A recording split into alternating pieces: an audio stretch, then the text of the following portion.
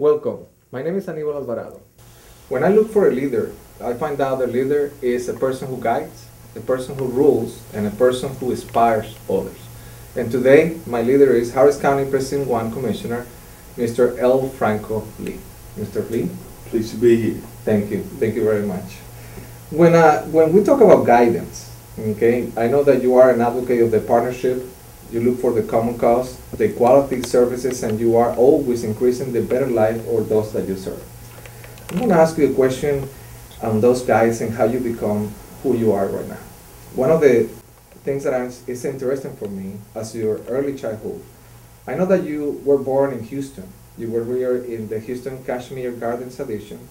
But tell us how was it back then? How was your family? Tell us about your family, where you grew up, your friends. It was a pretty tight-knit community. I was actually born and raised in Fifth Ward, moved to Cashmere Garden, which is only a mile and a half away.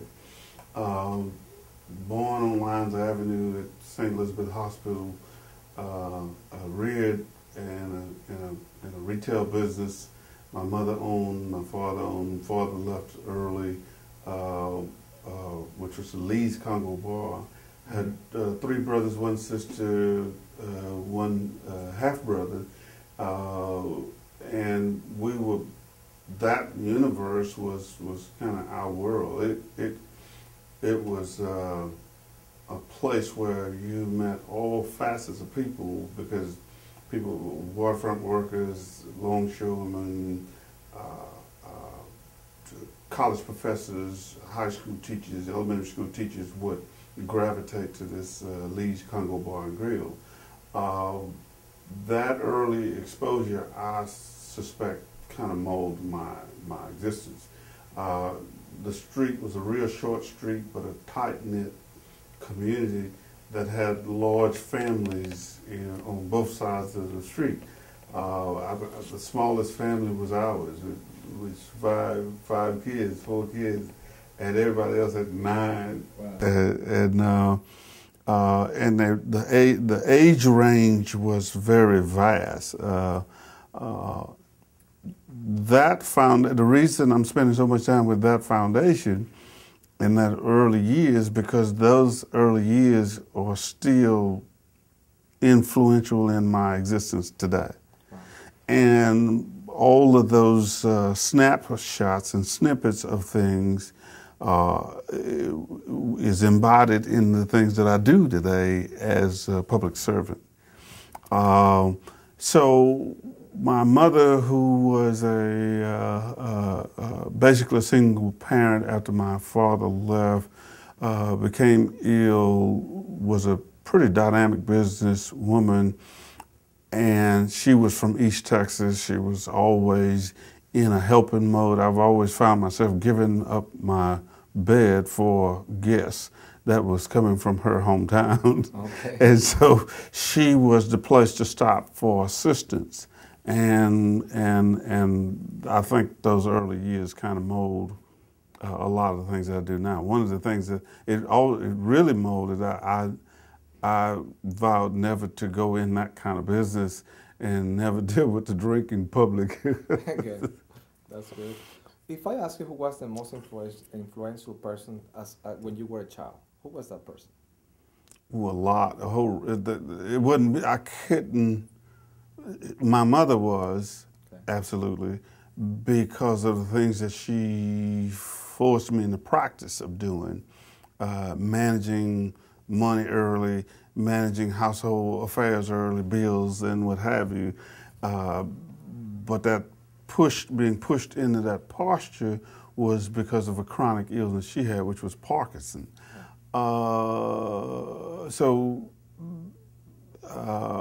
There were a number of people. I kind of drew my strength from a lot of community people. When I was 6 years old, the first time I heard civil engineer, I grabbed that word and grabbed that as my profession.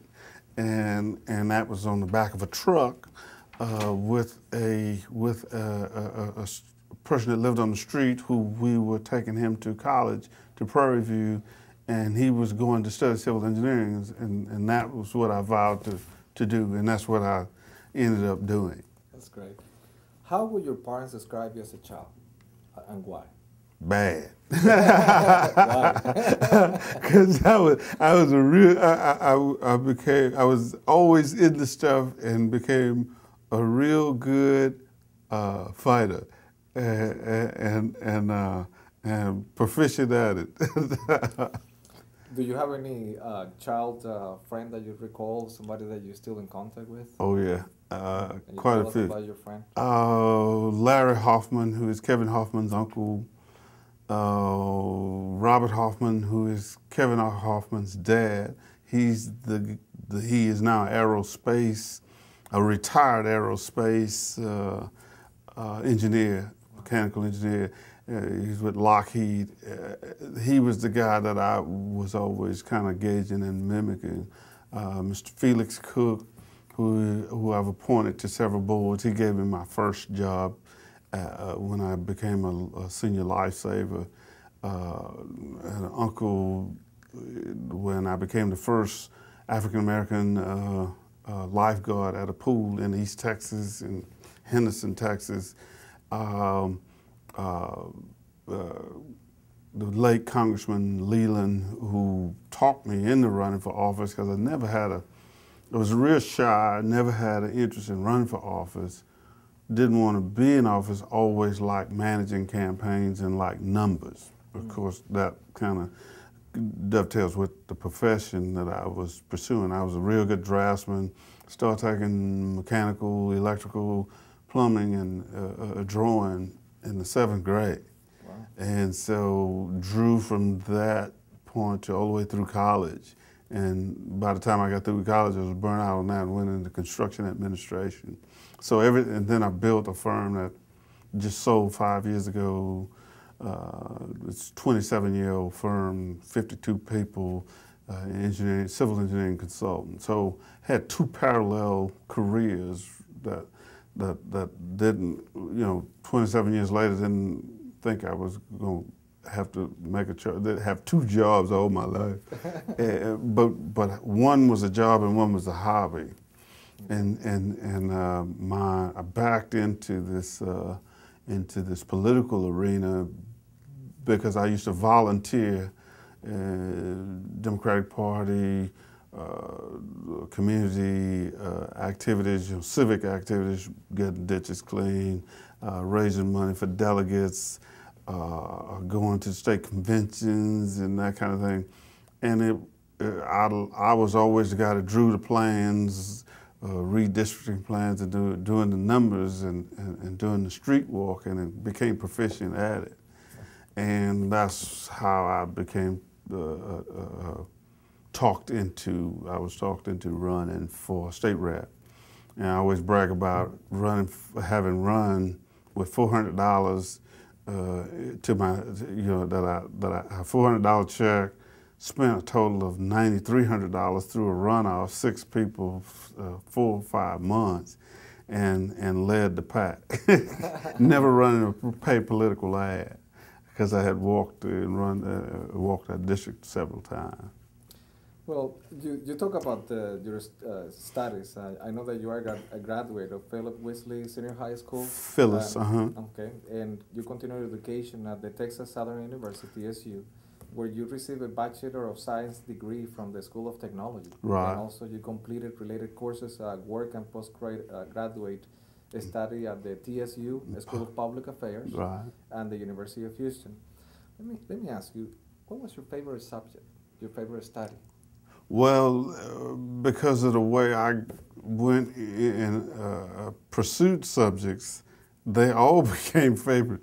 Even if I got a C in the class, I felt like I could teach the class, because I had to be so intense, because I had to compress that time that I had, because I was caring for my mother and being a student. So that was always the case. I was also an athlete. I went to the state in pole vault. I went to state in swimming. Oh, wow. Yeah, and so school was almost kind of a secondary issue.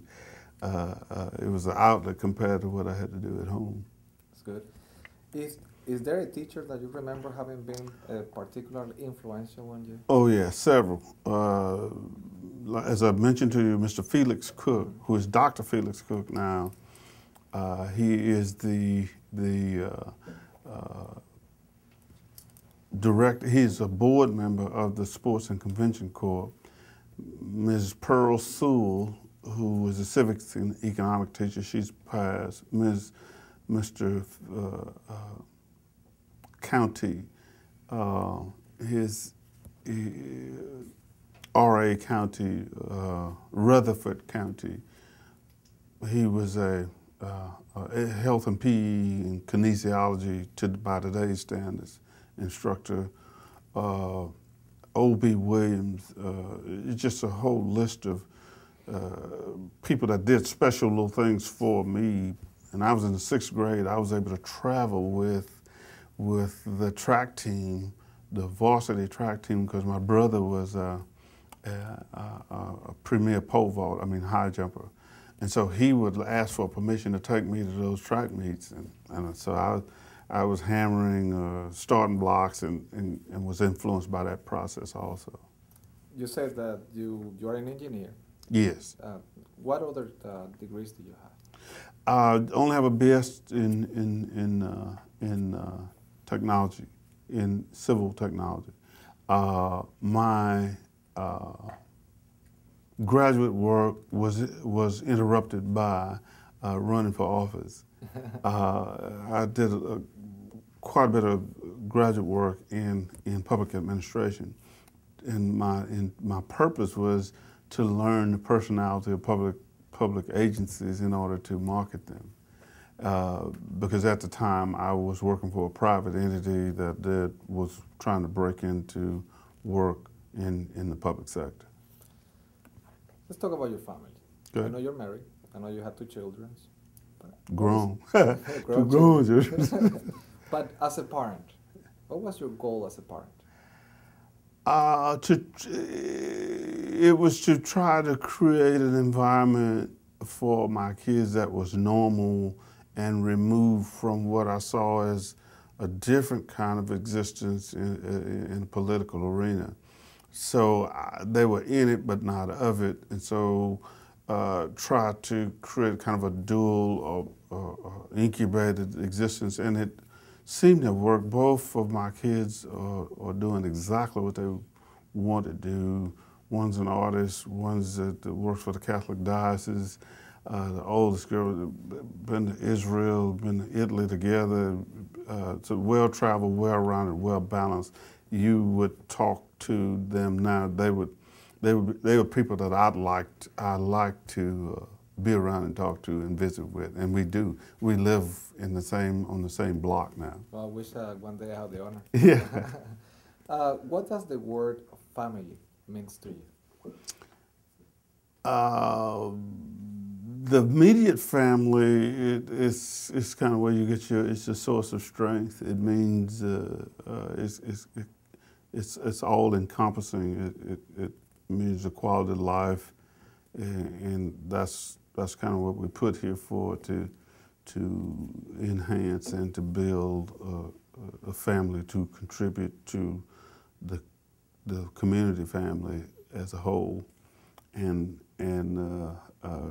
attempt to make the least of us life much better than it would have been otherwise. Very good. Another definition of a leader is a ruler. And I know that you began your political career in 1979 when elected Texas State Representative for District 142, where you served for 5 years. In 1995, you were elected and sworn in as the first Afro-American Harris County Commissioner, where you are currently serving your 17th year. And I know that your first job was as a pool guard, you said? Yeah, my elected position started in '78 when I won. My activity started in '68 and '72. My political awareness came through the turmoil and uprising of the 60s, the Vietnam War. I was a high school. I graduated from high school in '68. I went to San Jacinto Junior College and was on a partial scholarship there doing the associate degree in technology, pursuing a 2-year technology and then degree, but left and just transferred to TSU and finished my 4-year program. '62, and prior to that, was school board elections, city issues and civic matters, and investigating, doing grassroots investigating of police brutality and infant mortality. The same thing I'm doing as a county commissioner began way before I got elected. Trying to start free health clinics, trying to improve access in economically depressed areas, redlining. Those issues was the building block and foundation for the issues that I actually ran on to become a state rep. And my helping Congressman Leland, then State Representative Leland, who ran for state rep in '72, was my most intense and meaningful involvement, because the grassroots work that I did there and the volunteers coordinating and all of that really set the stage for that. In the primary elections, the precinct conventions and the senatorial district conventions, state conventions, all those things were foundations for how to, and became the incubator for what you were going to see later on in elections, in serving. So those elements were really microcosms of what things to come. Things to come. Yeah. You mentioned Leland several times. Mm-hmm. Who was the biggest influence in your career? Leland. He talked me into running when I really didn't want to run. I was married, just newborn, had no interest in running, had more interest in helping and being a manager. I had a job. I didn't need no job.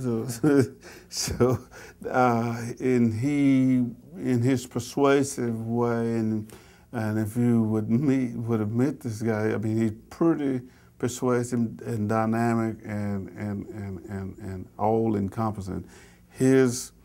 I wouldn't have probably agreed to run for office. He was looking for somebody to replace him as he ran for Congress as Barbara Jordan retired. And so that the Jimmy Carter election set the stage for all of that. Well, what do you consider to be the most significant political event that has occurred during your life? The most significant event? In your life. Mickey's death, his tragic death, having to endure that. I guess that occurred around 87, 89. And having been that close politically aligned to a person, that impacted me more than my mother's death. Simply because we were contemporaries. He's 4 years older than I was. He was a pole vaulter. He worked at Finnegan. And so being such an integral part of your life, he was kind of like a family member, a brother. Okay. Another definition of leader is someone that inspires. And I know that you have inspired thousands of youth and young adults through various initiatives between the Harris County President One Street Olympic programs, helping networking through recreational, educational, and health programs like aquatic programs, HCAP, Northeast Adolescent Program, the NEAP, and Bright Futures and Discovery Camp. Your participation in the Spark initiative was the catalytic that led to the establishment of the Finnegan Park project. Right. Today has your name. Right. But as a general, what is your definition of happiness? I guess I'm happiest. The best way to answer that is when I can complete something that I know or has resulted in someone benefiting from it that wouldn't have otherwise had an opportunity. What accomplishment are you most proud of? Wow. And I know you got many. Yeah, it depends on what time you ask me. I guess the body of work, the overall body of work. Okay. Yeah. What do you like to do in your spare time, if you have any? I got it. I kind of make way for it because that's the only way I can be able to come back. Is to take care of myself and to be able to return. You know, I always tell David my best time of day is morning when I wake up.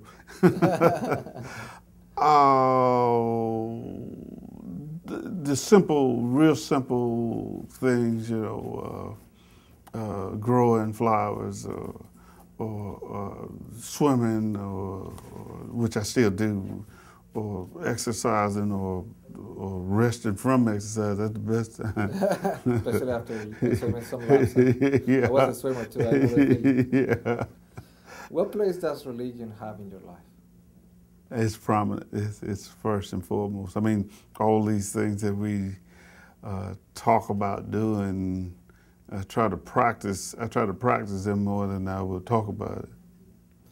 I'm going to ask you some broad question. What do you think is the future for Hispanic, Latinos, and Afro-Americans in Harris County? As we understand each other better and more, which Harris County, Texas, and as we have to, as we push together more to work together, we understand the differences and understand the likenesses and understand the natural things that we can do together. That future is bright. You got a whole lot more cohabitation today and understanding today than you had 30 years ago. What is for you a leader? A leader. What is for you a leader? A definition of a leader. Someone who can follow. Someone who can follow. Right. Yeah. A good leader is always able to follow. A good follower. A servant leader. Yeah. You have anything that you want to say that I haven't asked you?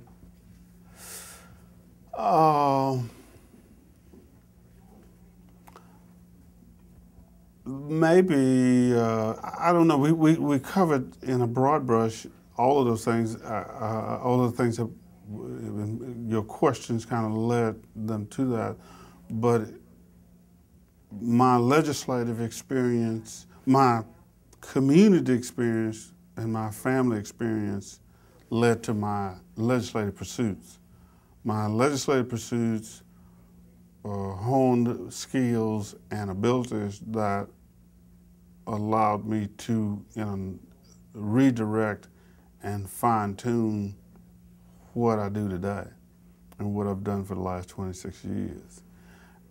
And I believe that being unopposed the first 7 years in the legislature, because I ran the first time against 6 people and addressed issues that I thought were common and needed and reflected my district.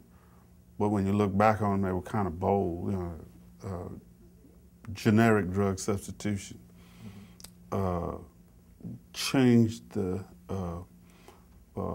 formula by which elected Hispanic and Black my bill, which added to the HISD school board, added to, so that as I learned more through that process, redlining, geographical discrimination, where banks wouldn't discriminate against an area because of it's been economically depressed or geographically Hispanic or Black. Practicing more than preaching the rainbow politics, rainbow coalition type politics, where you genuinely have common interests. You know, flooding issues are painful regardless of whether you're white, black, or brown. And living by those tenets and practicing those tenets on a day-by-day basis, I think led to the 30-plus years in the two offices. Well, Mr. Commissioner Lee, thank you for your time, and you are a true leader. Thank you. Thank you. Thank you.